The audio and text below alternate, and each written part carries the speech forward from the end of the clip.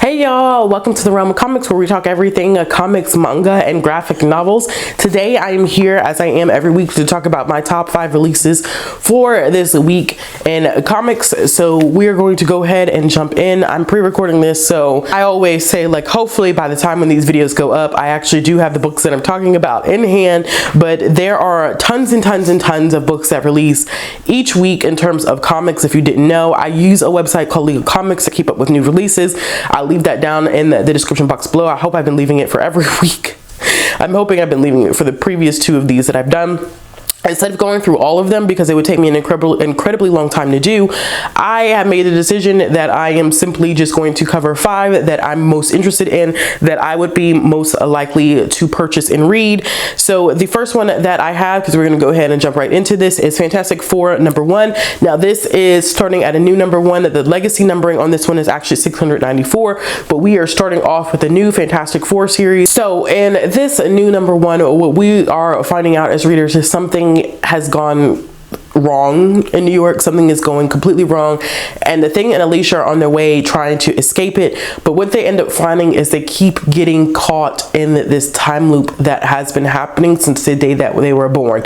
So it happens over and over and over. I can't even imagine what exactly is happening. I really do enjoy the Fantastic Four. I have read some of the issues, like the first issues through the Marvel app, where I've read some of the primary issues, not even primary, like the very first issues of Fantastic Four. Some of them a little bit more hard to get through now because they're super dated, and you know, Stan Lee's writing is a unique taste, but I definitely have read some of the Fantastic Four, so I would be excited to jump into this with this new #1. Even though the legacy numbering is 694, I'm excited that they are beginning a new journey, and I think it's one that a couple of people may end up enjoying. Okay, so the next one that I have on my list kind of has a little bit of like a more personal feel to it for me, because it meant a lot to a special person in my life, and that is my dad. So the one that I have on my list is the Death of Superman 30th Anniversary Special, issue #1. So my dad actually has the original issue where Superman ends up dying. I remember him showing this to me when I was younger, and so I was very excited to know that they were doing a 30th anniversary special of this one, which it revisits the fact that Superman does end up dying after going against the global threat Doomsday, and everybody is mourning the loss of him. So they are doing this as a commitment, or to mark this monumental moment in DC history. So what they did is they actually brought back the original team behind the original series, which I think is awesome, and they are giving us 4 more additional stories in addition to what happened before, and I think that that's really, really exciting. And we get to follow some of Superman's greatest allies. I think that this is going to be a jam-packed edition. This one is one of the priciest ones because of the fact that it's the 30th anniversary edition. So most of the comics I talk about are usually $3.99, $4.99, sometimes even $5.99, which hurts my feelings. But this one, it has a price point of $10.99, so it's $11, because of the fact that I think it includes so many different elements to it, which, yikes, it can be kind of hard to reckon with sometimes when we're thinking comics, but I still am very interested in picking this one up. So the next one that I have on this list is a little confusing and difficult to describe, and that's the new Golden Age #1, which is coming from DC.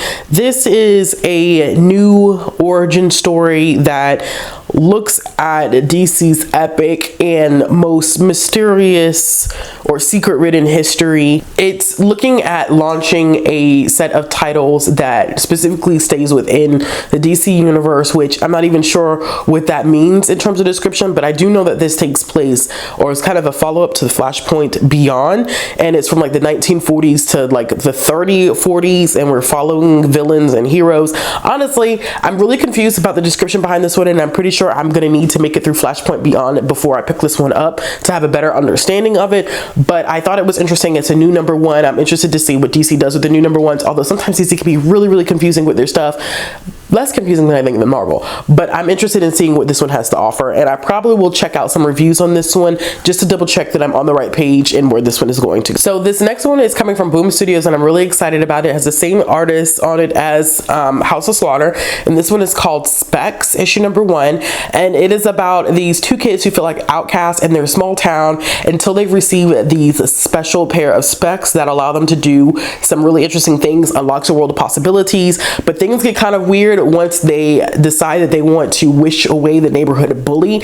If you could look at this cover, first of all, I think that it's going to be a horror-based comic series that I'm really interested in checking out. Boom Studios has put up some really great stuff that I've always enjoyed, and so I'm excited to see what's going to happen with this series and how gruesome and dark it's going to get. And I'm hoping that it is a continuous series and not kind of like a culmination of like short stories or anthology series. I'm hoping that it is a straight like story where we are learning what these specs do and how they're going to continue to impact these two kids. And the last one that I have on my list is coming from Scout Comics. This one is very fun. It's called Killcella. This is issue number 1. Of course, it is the play on Coachella because our main characters are actually going to Coachella, to this music festival. Everybody's heard of Coachella before, and so when they get there, they end up getting sucked into this more gruesome experience than they anticipated, because there was a singer who is making their 5-year return, or after they're making the return after a 5-year hiatus, and things get pretty gruesome because she is trying to recruit her most fanatical fans. That's even a way to put it. Her most devoted fans, let's put it that way, to collect people for a huge human ritual sacrifice. I've enjoyed stuff that Scout Comics has put out. I think this one's going to be really, really interesting, so I'm looking forward to see how this is all going to develop. All right, y'all, so those are my top 5 comic releases for this week. Let me know in the comments below if you're interested in the top 5 that I mentioned, or you could take a look at the League of Comics website and see if there's any on there that you would be interested in. As always, if you like this video, give it a thumbs up. If you want to see more content from me, click subscribe and hit the bell for notification. And if you're interested in following me on social media, all the links will be down in the description box below, and I'll be back with another video soon.